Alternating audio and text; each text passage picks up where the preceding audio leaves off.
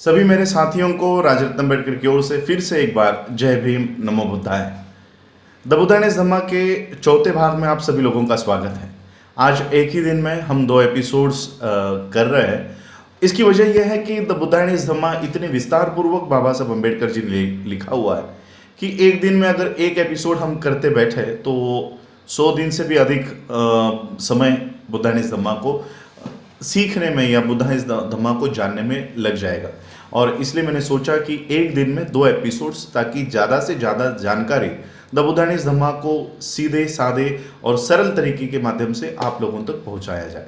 आज सुबह के एपिसोड में हमने सिद्धार्थ के जन्म के बारे में हमने देखा और बहुत सारे कमेंट्स मुझे आई असीत के भविष्यवाणी को लेकर कि क्या भविष्यवाणी के ऊपर हमको विश्वास करना चाहिए, क्या भविष्य बताया जा सकता था तो माया का भविष्य क्यों नहीं बताया गया। तो मैं आप लोगों को बताना चाहता हूँ कि जिस तरह से द बुद्धाइज धम्मा में लिखा हुआ है मैं सिर्फ प्रेजेंट आप लोगों को कर रहा हूँ। बाबा साहब अम्बेडकर जब ये बुद्धाइज धम्मा लिखने के लिए बैठे थे तब भी बाबा साहब को ये परेशानी हुई थी, क्योंकि त्रिपिटक पूरी तरह से इस ब्राह्मणवाद से घिरा हुआ था और ये सारे कर्मकांड और ये सारा उस त्रिपिटक में भरा दिया गया था। तो बाबा साहब अम्बेडकर जी ने भी केवल जो त्रिपिटक है उसमें से ये सारी जानकारी हमारे सामने लेकर आए। ये सारा कर्मकांड और ये सारा तब तक आप लोगों को सहन करना पड़ेगा ये बुद्धाइज धम्मा में, जब तक बुद्ध एक नए प्रकाश की खोज नहीं कर लेते और इन सारी बातों को जब तक वो नल एंड वॉइड नहीं करते, खत्म नहीं करते, तब तक ये बातें किसी ना किसी रूप में आपके सामने बुद्धाइज धम्मा में आती रहेंगी। दूसरा एक प्रश्न किया गया था कि क्या ब्राह्मण उस समय थे, तो ब्राह्मण बुद्ध के समय से बहुत साल पहले ही आर्यंस भारत में आ चुके थे। जिस समय सिद्धार्थ का जन्म हुआ उस समय भारत एक बहुत बुरी अवस्था से गुजर रहा था। भारत की सभ्यता संस्कृति पूरी तरह से ब्राह्मणों ने चातुर्वर्ण्य के माध्यम से खत्म कर दी थी और सिद्धार्थ ने एक नए प्रकाश का, नए जीवन का, नए फिलॉसफी का जो इन्वेंशन किया है वो इसी को खत्म करने के लिए, ब्राह्मणवाद को खत्म करने के लिए। तो ये सारी सवालों का जवाब मैं देना चाह रहा था कि कर्मकांड, ये भविष्यवाणी और ये सब, ये ब्राह्मणों की सारी जो फिलॉसफी है वो आगे चलकर सिद्धार्थ जब बुद्धत्व प्राप्त करता है तो वो सारा इनकार करता है कि इन बातों को हम नहीं मानते हैं।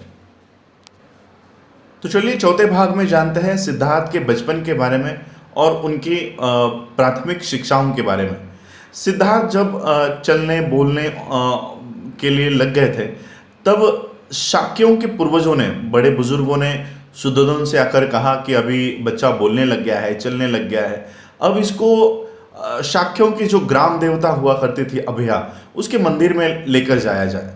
तो शुद्धोधन और महाप्रजापति सिद्धार्थ को तैयार करके उस मंदिर में लेकर गए और फिर जिन 8 ब्राह्मणों ने महामाया के उस सपने का विस्तार पूर्वक व्याख्या की थी, वही 8 ब्राह्मण सिद्धार्थ के पहले शिक्षक बने और उन 8 ब्राह्मणों से सारी शिक्षा प्राप्त करने के बाद फिर शुद्धोधन को लगा कि अब इन 8 ब्राह्मणों से जो सीखना था वो सिद्धार्थ ने शिक्षा प्राप्त कर ली है। तब उनके बाद उद्दीका नाम के देश में सभ्यमिता नाम के एक भाषा विशद, ग्रामर विशद, व्याकरण में माहिर, वेदांग, उपनिषद में माहिर सभ्यमिता नाम के एक गुरु रहा करते थे, शिक्षक रहा करते थे। तो शुद्धोधन ने अपने बेटे को उनको सौंप दिया और फिर उनसे भी सारी एजुकेशन लेने के बाद फिर सभ्यमिता को लगा कि जितना मेरे पास था वो सारा मैंने सिद्धार्थ को सिखा दिया है। तो ये सारी शिक्षा, ये सभ्यमिता उनके दूसरे गुरु हुए। जब सिद्धार्थ की ये पढ़ाई शुरू हुई थी तब सिद्धार्थ केवल 8 साल के थे और ये सारी नॉलेज प्राप्त करने के बाद, ये सारी एजुकेशन प्राप्त करने के बाद उसी कपिल वस्तु में अलार कालम के जो शिष्य थे, अलार कालम के शिष्य भरद्वाज, इनसे सिद्धार्थ ने कंसंट्रेशन यानी एकाग्रता एकाग्रता का विज्ञान के बारे में उन्होंने सारी शिक्षा प्राप्त कर ली। मेडिटेशन यानी ध्यान साधना, इसकी भी सारी पढ़ाई भरद्वाज से सिद्धार्थ ने प्राप्त कर ली थी।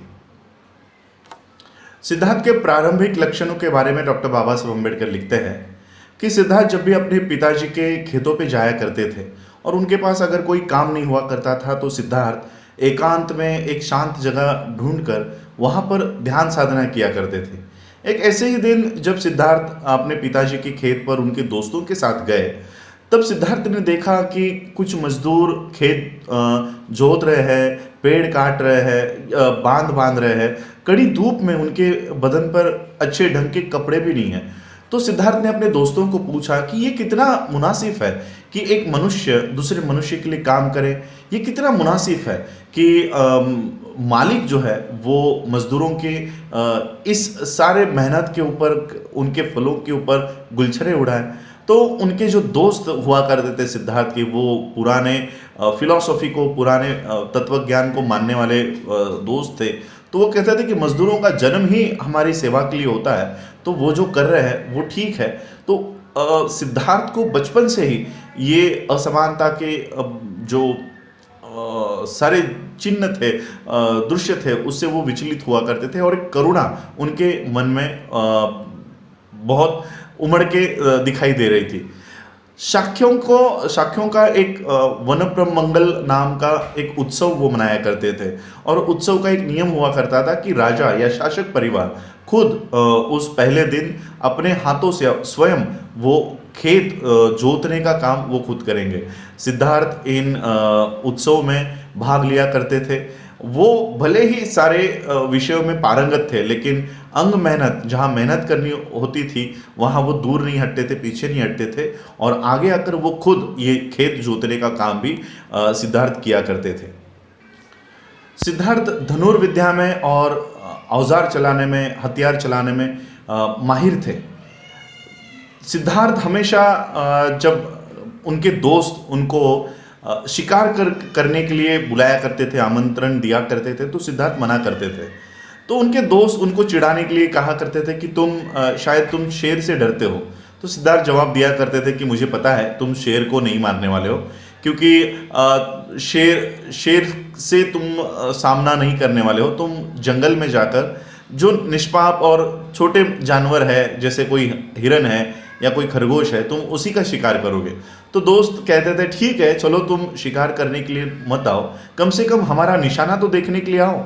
तो सिद्धार्थ कहते थे कि मैं निर्दोष प्राणियों का वध होते हुए देखना भी ये पसंद नहीं करता। इस तरह का जवाब जब वो देते थे तो उनकी माँ महाप्रजापति, इनको दुख होता था। वो अपने बेटे को बुलाती थी और कहती थी कि लड़ना तुम्हारा धर्म है, तुम एक क्षत्रिय हो और जो भूमि है, जंगल की जो भूमि है वो युद्ध भूमि के पहले की ये भूमि है और वो वहाँ पर तुम अगर प्रैक्टिस करते हो, निशाना किस तरह से लगाना है ये वहीं से सीखा जाता है और तुम वहाँ पर अगर जाने से मना करते हो तो तुम इसमें पारंगत कैसे हो सकोगे।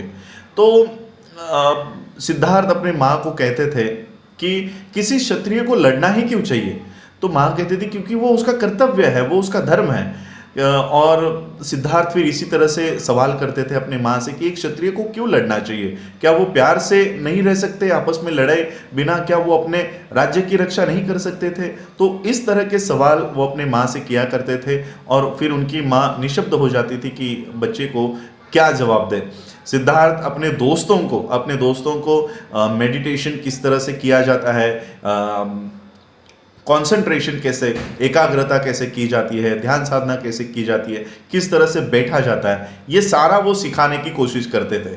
वो उनके दोस्त पहले तो हंसी मजाक में उड़ा देते, लेकिन जो दोस्त उनके साथ ये आसन करने के लिए बैठ जाते, ध्यान साधना करने के लिए बैठ जाते, कंसंट्रेशन के लिए जब सिद्धार्थ उनको कहा करते थे, जैसे ये दोस्त आँख बंद कर लेते तो उनके सामने हिरन आ जाता, स्वीट्स जो मिठाई है वो आ जाती, तो वो कंसंट्रेशन नहीं कर पाते थे। सिद्धार्थ बचपन से ही बहुत कारुणिक थे। एक बार जब सिद्धार्थ अपने पिताजी के खेत पर गए तो ऐसे ही एक शांत जगह पर वो बैठे हुए थे। जैसे ही वो बैठे हुए थे तो उनके बगल में एक पक्षी आकर गिरा। एक पक्षी आकर गिरा, उन्होंने देखा वो पक्षी बाण उसके शरीर से आर पार हो गया है। तो सिद्धार्थ ने वो उस पक्षी को उठाया, वो बाण उसके शरीर से निकाला, उस पक्षी को पानी पिलाया और अपने बदन की गर्मी उसको दी और वो पक्षी थोड़ी देर में ठीक हो गया। और जब ये पक्षी ठीक हो गया तब उनके फुफेरे भाई जो थे, चचेरे भाई देवदत्त, वो वहां पर आए और उन्होंने पूछा कि मैंने एक पक्षी यहाँ पर मार गिराया था, वो उड़ते उड़ते यही आया है, क्या तुमने उसको देखा? तो सिद्धार्थ ने कहा मैंने देखा है। तो देवदत्त ने कहा कि वो पक्षी मेरा है, क्योंकि नियमों के अनुसार जो पक्षी को मारता है वो पक्षी उसका है। सिद्धार्थ ने कहा नहीं, मैं इस नियम को मानने के लिए तैयार नहीं हूं कि जो मारता है वो उसका स्वामी नहीं होता, जो बचाता है वो उसका स्वामी होता है। इन दोनों में झगड़ा शुरू हो गया और ये झगड़ा इतना बढ़ गया कि मध्यस्थों को इसमें लाना पड़ा और फिर ये दोनों की बहस इतनी छिड़ गई।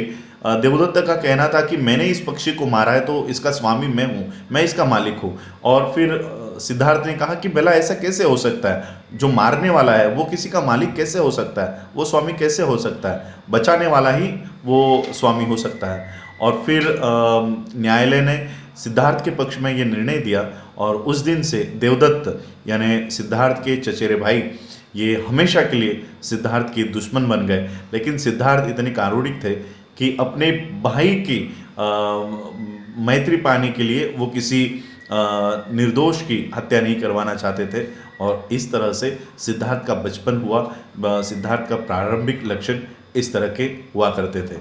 आप लोगों ने मुझे ये दिन भर में दूसरी बार आप लोगों ने मुझे सुना, उसके लिए आभार। जय भीम, जय भारत, जय बुद्ध।